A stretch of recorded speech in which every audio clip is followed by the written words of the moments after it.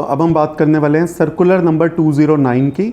Circular number 209 मेरे हिसाब से बहुत ज़्यादा इम्पॉर्टेंट है और काफ़ी अच्छे इशू को इसमें एड्रेस किया गया है। दोस्तों, लास्ट ईयर आईजीएसटी में एक अमेंडमेंट हुई थी जो प्रभावी हुई थी 1 अक्टूबर 2023 से।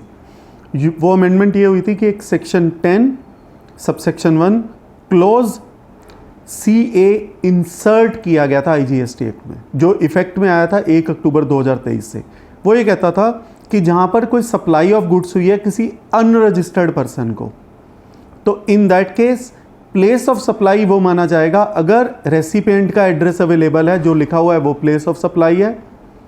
और अगर रेसिपिएंट का एड्रेस नहीं लिखा हुआ तो सप्लायर के एड्रेस को ही प्लेस ऑफ सप्लाई मान लिया जाएगा। और उसमें यह भी लिखा था कि अगर आप अनरजिस्टर्ड पर्सन का सिर्फ स्टेट भी लिख देंगे तो उसको भी कंप्लीट एड्रेस मान लिया जाएगा। दोस्तों, इसका इंटेंट क्या होता है कि स्टेट लिख दिया जाए या रेसिपिएंट का एड्रेस लिखा जाए, या रेसिपिएंट का अगर एड्रेस नहीं है तो सप्लायर के एड्रेस को ही प्लेस ऑफ सप्लाई मान लिया जाए, क्योंकि प्लेस ऑफ सप्लाई से डिटरमाइन होता है टैक्स किसको मिलेगा, किस स्टेट को मिलेगा, किस स्टेट के ऊपर इसका राइट है उस टैक्स के ऊपर। Of course 50% goes to central government, no doubt about that, but 50% goes to state और यूनियन टेरेटरी। तो वो कैसे डिटरमाइन होगा? प्लेस ऑफ सप्लाई से।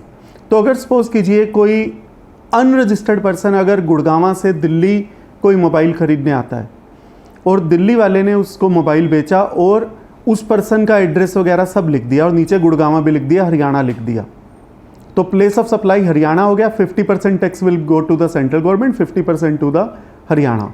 अगर सिर्फ हरियाणा लिख देता और कंप्लीट एड्रेस नहीं लिखता, सिर्फ स्टेट का नाम लिख देते हैं, तब भी गुड एनफ है, तब भी मान लिया जाएगा कि जो प्लेस ऑफ सप्लाई है वो हरियाणा है। और 50% tax will go to the central government, 50% to the Haryana.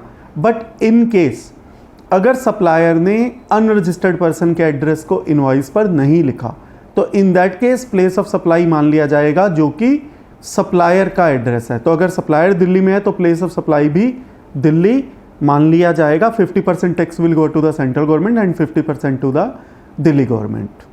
तो काफ़ी इंपॉर्टेंट है क्योंकि प्लेस ऑफ सप्लाई से डिटरमाइन होता है टैक्स किस गवर्नमेंट को मिलने वाला है। सर्कुलर में जिस मुद्दे को डिस्कस किया गया है, सर्कुलर में जिस मुद्दे के बारे में बात की गई, उस मुद्दे से पहले भी मैं एक मुद्दा आपके साथ अपनी तरफ से ऐड करता हूँ। जो कंपोजिट डीलर होते हैं वो इंटरस्टेट गुड्स को सेल नहीं कर सकते, सर्विस भी नहीं कर सकते, उनको अलाउड नहीं है कुछ भी इंटरस्टेट करना। They can work with in the state only. तो एज्यूम कीजिए मैं एक कंपोजिट डीलर हूँ और मैं मोबाइल बेचता हूँ और एक कंपोजिट डीलर हूँ। यदि कोई व्यक्ति हरियाणा से मेरे यहाँ पर मोबाइल खरीदने आता है तो मैं उस व्यक्ति का एड्रेस नहीं लिख सकता, क्योंकि जैसे ही मैंने एड्रेस लिख दिया प्लेस ऑफ सप्लाई हरियाणा हो गई और ये ट्रांजैक्शन एक इंटरस्टेट ट्रांजैक्शन हो जाएगी और एक कंपोजिट डीलर को interstate transaction is not allowed. So composite dealer के लिए तो बहुत ज़रूरी है कि वो ऐसे केस में उनका एड्रेस ना लिखें। बेसिकली तो मैं यही कहूँगा, लॉ का मर्यादा को ध्यान में रखते हुए और एक डेस्टिनेशन बेस्ड टैक्स के मर्यादा को ध्यान में रखते हुए, they should not make supply to such person if they know a person is coming from other state. But अगर वो लिख देते हैं तो ये सिंपली वायलेट कर देगा उनके कंपोजिट डीलर की उस चीज़ पर ही क्वेश्चन मार्क लग जाएगा। तो composite dealer has to be very careful while supplying or selling goods to person who is coming from another state, because law is very clear now. If person even if delivery वो यहीं से हमारी दिल्ली की shop से ही mobile को उठाकर हरियाणा लेकर जा रहा है, but place of supply Haryana मान लिया जाएगा। अब मैं उस मुद्दे पर आता हूँ जो जिस मुद्दे के ऊपर ये सर्कुलर नंबर 209 आया है। वो ये आया है कि ई कॉमर्स ऑपरेटर के केस में बहुत बार देखा जाता है कि मैं ऑर्डर करता हूँ ई कॉमर्स ऑपरेटर पर कोई सामान और भिजवाता कहीं और।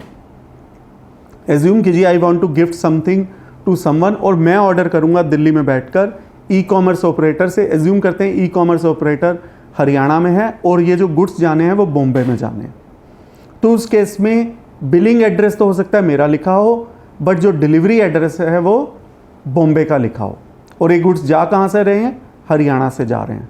This is an interstate transaction, but place of supply is Delhi और place of supply is Mumbai. तो in this case this will be assume कि जो प्लेस ऑफ डिलीवरी है जहाँ पर ये गुड्स जा रहे हैं वही प्लेस ऑफ सप्लाई माना जाएगा, क्योंकि अल्टीमेटली अगर हम पर्पस देखें जीएसटी एक्ट को, अगर गुड्स ने कंज्यूम वहाँ पर होना है, सर्विस ने कंज्यूम वहाँ पर होना है, तो प्लेस ऑफ सप्लाई भी वही माना जाना चाहिए। तो of course 50% tax will go to the central government and 50% of the tax will go to the Maharashtra, because Mumbai is situated in Maharashtra. दोस्तों मैं उम्मीद करता हूँ ये सर्कुलर आपके लिए यूज़फुल होगा।